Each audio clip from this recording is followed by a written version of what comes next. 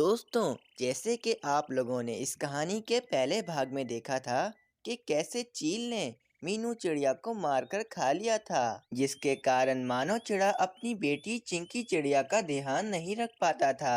अब मानो चिड़े ने अपनी दूसरी शादी कर ली होती है। अब आगे की कहानी देखिए। अब मानो चिड़ा कोमल चिड़िया और उसकी बेटी सोनी चिड़िया को अपने घोंसले में ले आता है। कोमल चिड़िया, ये मेरी बेटी चिंकी चिड़िया है। आज से तो मैं अपनी सोनी चिड़िया के साथ साथ मेरी चिंकी चिड़िया का भी ध्यान रखना होगा। हाँ हाँ मानो चिड़े, मैं सोनी चिड़िया की तरह चिंकी चिड़िया का भी ध्यान रखा करूँगी। चलो कोमल चिड़िया, सबको भूख लगी होगी, मैं जाता हूँ भोजन जमा करने के लिए। ये कहकर मानो चिड़ा भोजन जमा करने के लिए चला जाता है। कुछ ही देर बाद एक बुलबुल कोमल चिड़िया के पास आती है और कोमल चिड़िया से कहती है, कोमल चिड़िया, तुम्हारा पति मानो चिड़ा एक हादसे में मर गया है। मैं अभी देख कर आ रही हूँ। क्या? ये तुम क्या कह रही हो बुलबुल? मानो चिड़ा कैसे मर सकता है? वे तो अभी थोड़ी देर पहले भोजन जमा करने गया था। हाँ कोमल चिड़िया, मानो चिड़ा पहाड़ी इलाके में भोजन जमा कर रहा था कि अचानक पहाड़ की चोटी से एक बड़ा सा पत्थर आकर मानो चिड़े को लग गया, जिसके कारण मानो चिड़े की मृत्यु हो गई है। ये बात सुनकर कोमल चिड़िया बहुत रोती है और बहुत उदास हो जाती है। अब चिंकी चिड़िया बिल्कुल अकेली पड़ गई थी। चिंकी चिड़िया की सौतेली माँ कोमल चिड़िया चिंकी चिड़िया का बिल्कुल भी ध्यान नहीं रखती थी। कोमल चिड़िया दिन भर में जितना भी भोजन जमा करती, उसमें से एक आध दाना ही वे चिंकी चिड़िया को खिला देती। बाकी सारा भोजन वे खुद खाती और अपनी बेटी सोनी चिड़िया को खिलाती। फिर ऐसे ही कुछ समय बीत जाता है। अब चिंकी चिड़िया और सोनी चिड़िया काफी बड़ी हो चुकी थीं। कोमल चिड़िया कभी भी चिंकी चिड़िया से अच्छे से बात नहीं करती थी, क्योंकि कोमल चिड़िया चिंकी चिड़िया की सौतेली माँ जो थी। और तो और कोमल चिड़िया की बेटी सोनी चिड़िया, वे तो किसी का भी लिहाज नहीं करती थी और वे जबान की काफी तेज थी।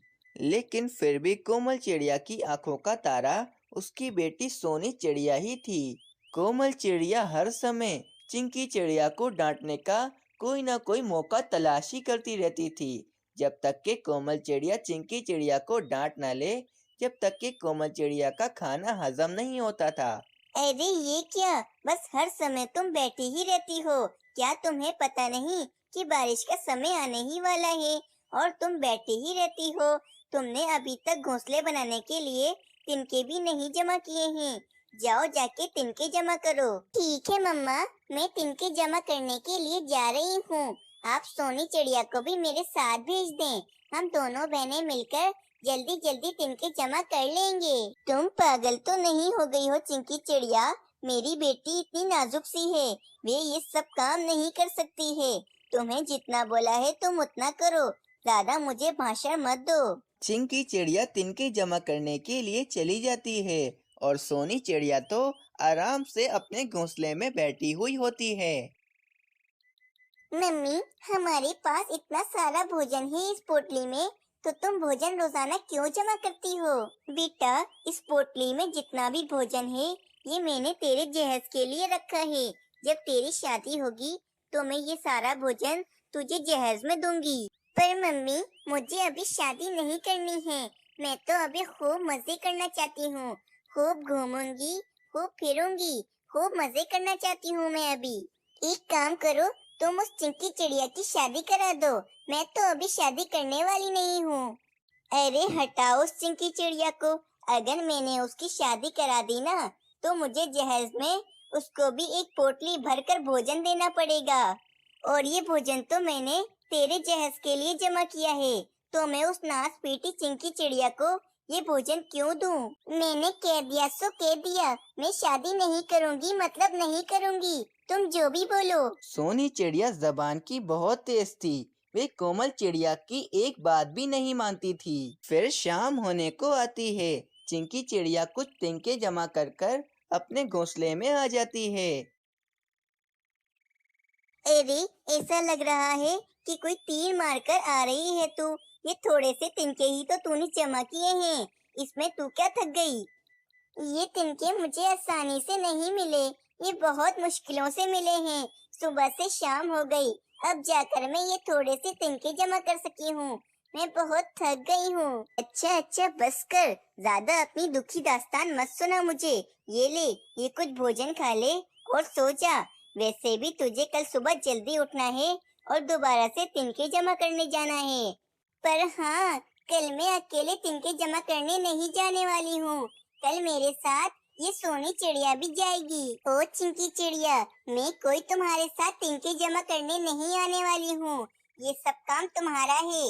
मैं तो नाजुक सी हूँ, मेरे लिए ये काम नहीं बने हैं। फिर सुबह हो जाती है। चिंकी चिड़िया तिनके जमा करने के लिए चली जाती है। चलो मम्मी, मैं जा रही हूँ, शाम तक मैं वापस आ जाऊंगी। अरे पर जा कहाँ रही हो, ये तो बता के जाओ। अरे मम्मी, मैं अपने दोस्त राजू कौवे के पास जा रही हूँ, शाम तक वापस आ जाऊंगी। ये कहकर सोनी चिड़िया अपने दोस्त राजू कौवे के पास चली जाती है। कोमल चिड़िया आराम से अपने घोंसले में बैठी हुई होती है कि अचानक कोमल चिड़िया पर एक बड़ी सी टहनी आकर गिरती है, जिसकी वजह से कोमल चिड़िया काफी ज्यादा जख्मी हो जाती है। अरे कोई मुझे बचाओ, ये टहनी मुझ पर आकर गिर गई है। कोई है, मुझे बचाओ। कोमल चिड़िया की चीखने की आवाजें सुनकर चिंकी चिड़िया फौरन से आ जाती है और कोमल चिड़िया के ऊपर से वे बड़ी सी टहनी हटा देती है। ये सब कुछ देखकर वहाँ पर सोनी चिड़िया भी आ जाती है। सोनी बेटा, मेरा बहुत खून निकल रहा है, जल्दी से मेरे बाजू पर पट्टी कर दो।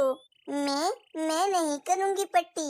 मैं क्यों करूँ पट्टी? ठीक है सोनी चिड़िया, मैं कर देती हूँ पट्टी, इसमें कौन सी बड़ी बात है। फिर चिंकी चिड़िया कोमल चिड़िया के बाजू पर पट्टी बांध देती है और कोमल चिड़िया का खून निकलना बंद हो जाता है। सोनी बेटा, तुम हो मेरी बेटी, अब तुम्हें ही मेरा ध्यान रखना पड़ेगा। मैं नहीं रखूंगी आपका ध्यान। मैं क्यों रखूंगी?